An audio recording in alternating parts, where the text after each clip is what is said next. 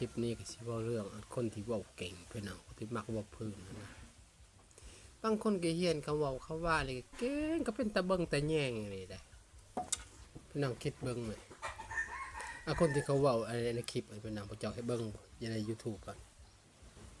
อยู่ใน YouTube อยู่ในเฟซที่หลายคนเว้าเก่งเขาเว้ามันเป็นตาหักตาแพงอะไรเนี่ยเขาไปห้ำไปเฮียนอยู่ใส่พี่น้องผู้เป็นก็เป็นเลยได้ผู้เว้าว่านั่นต่อนั่นอันนั้นต่อนั่นอีกโอ้ยอันนั้นก็พอเบิ่งคนเฮาฮะบางคนที่บ่เป็นเว้าพี่น้องอันเว้าคำเดียวหมู่ก็สั่งแล้วจักมันเป็นยังเป็นน้ำมือเกิดบ่เป็นน้ำยังอันนี้ฮะก็สั่งฮะมันเป็นแต่มือเกิดเด้นะมันเว้าได้คนเฮาอันใดคือเขาเว้าคั่นซ้ำยาคู่เขาเว้าหั่นมีคนเคารพมีคนนับถือมีคนกดแชร์มีคนกดไลค์ปาด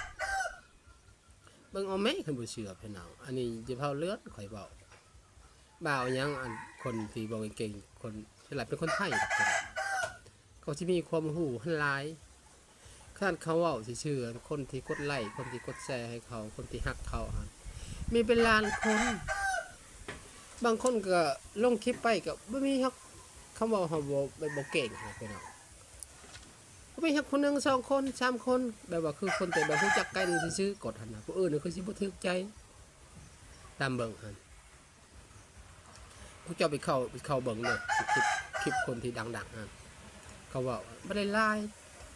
เพราะฉะนั้นก็ยังมีคนฮักเขาพี่น้องจักเกิดมื้อหยังวันหยังเขาตั้งเก่งอีหลีได้แล้วก็เดี๋ยวนี้อันจะออกหน้าแล้วจะเอาไปเบิ่งสวนมันก่อนพี่น้องยินข่าวว่าโลละ3,500-4,000ได้ทางบ้านข่อยเลย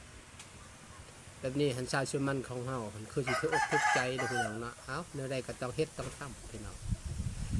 เพราะว่าเขาเฮ็ดเฮาคนเฮาดุก็ได้พวกนี้เพิ่น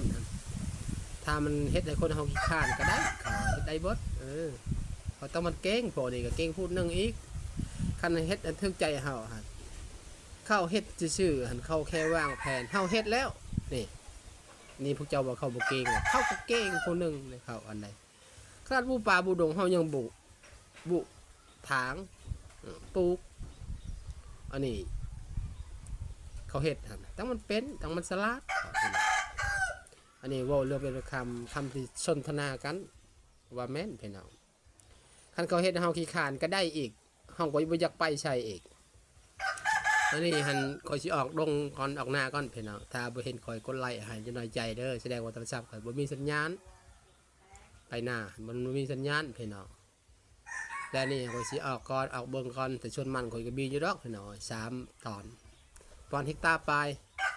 มันเก่าแน่มันปีนี้ก็ปลูกไว้อยู่พี่น้อง2ประมาณ4 ไร่เฮกตาร์นี่แหละพี่น้องประมาณนี้ดอกบ่หลายดอกพอได้เฮ็ดน้ำโมเอาซำนี้เด้อพี่น้องเด้อ